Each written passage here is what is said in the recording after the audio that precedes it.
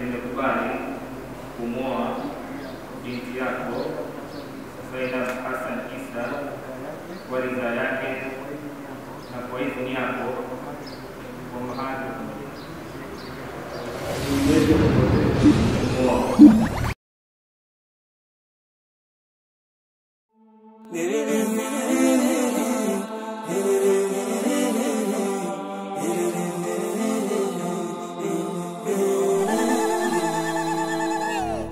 Tumefurahi nyoyoni ndugu yetu kwa kuoa, furaha iso kifani watu wakishangilia.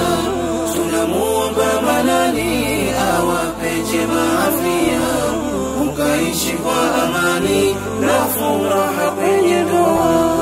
Leo ndoa imetimu sote tuloingojea, nyoyo zimejawa hamu harusi kushangilia.